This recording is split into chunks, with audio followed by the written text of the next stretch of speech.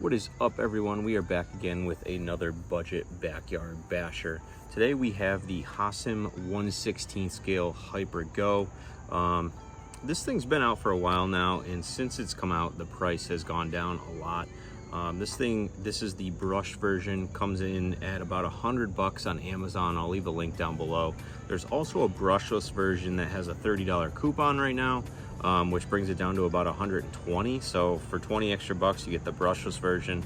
But this is the brush version. It looks obviously like the Arma cars, but at a 1/16 scale. This thing looks pretty cool though.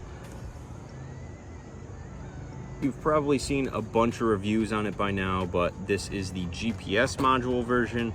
I'm gonna show you what comes in the box, then we're gonna go rip it on the track behind me. All right, so taking the body shell off here, you can see we got a pretty standard layout. We got oil-filled shocks front and rear, CVDs front and rear. It's got a nice little tub chassis with some hex patterns underneath the battery here for extra rigidity. Thing looks like it's built pretty well. It's got that top chassis brace. This is your GPS module right here.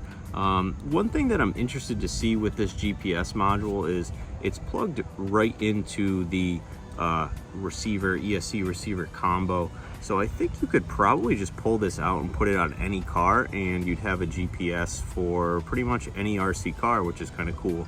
I'm not sure if I'm going to use this much just because it's on a phone app and I don't really care too much about all the analytics and stuff like that. We'll get a top speed with the 2S batteries that it comes with. Speaking of those 2S batteries, this is the battery right here. It's a hard cased plastic battery. Comes with 2 in the box, and they are these little proprietary 2S batteries. They have a little lighting system on there, kind of like the drones have, where you hold it and there's 4 LEDs to tell you how much battery is left in it. You can also tell how much battery is left by the app. They are Dean's plugs. You could put some extra batteries in there that will fit if you need to, but taking the battery tray off and pulling this battery out, you can see that the Dean's plug that's connected to the car is a weird angled connector here, and these batteries are not charged with a balance lead. They're charged with a USB Type-C, which I don't really like. There's no real way to fast charge these. They are 1,500 milliamp hour 2 cells, 25C discharge, so just your basic little 2S Lipo.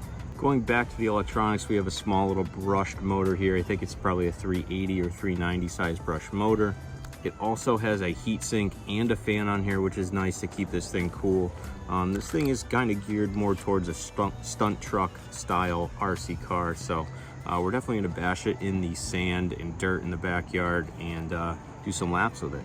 When you take it out of the box, you will need to install the wing. The wing comes in its own little plastic bag, so you can install the wing there. It also comes with a wheelie bar that I'm choosing not to install. We're just going to try and run it around without the wheelie bar. It'll probably backflip better without that. H16 is also known to give you some tools and stuff, so they give you a little brush here to clean this thing off when you're done. A little carrying case branded so you can put all your stuff in it as you're traveling around. Also comes with extra nuts for the wheels, some screwdrivers, a hex tool, the USB Type-C charger, and pretty much everything you need to run this car. It also comes with this arm band that you can put your phone in. I am definitely not going to be using this, but I guess it's okay that they included it. They're trying something new again with the GPS app, but I don't think it's necessary to have your phone on your arm when you're bashing around. So the remote is something different, pretty basic though. On-off switch right here on the bottom. You have your throttle dual rate, your steering trim, and your steering dual rate right on top. You also have your steering reverse and throttle reverse. There is a function button right here which will turn on the front LED light installed in the bumper already, so that's a cool little feature. Something that I did notice while I was just installing the battery and everything is there is a button right here on the remote, and when you press it, it's an extra throttle button, so be careful you don't hit that on accident. It gives it full speed immediately. Not really sure why that's there, but just in case you guys accidentally hit this and your car goes flying off, you'll know why. All right, so before we take it out for a bash, let's start up the app.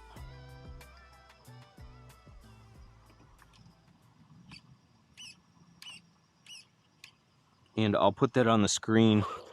Let's do some speed runs.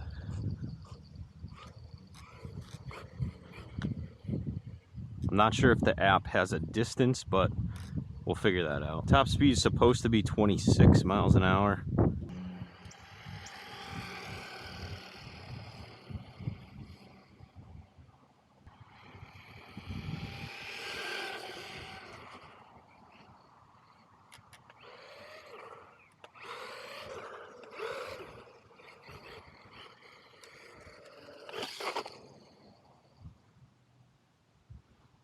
All right, according to the app, we got 23. Pretty close to that 26. Oh, so I accidentally hit that button there and it started going crazy. All right, so let's give this thing a little rip around the track. I'll show you if you hit this on-off button here. See that front light coming on, pretty cool. Again, this is the 2-cell Lipo.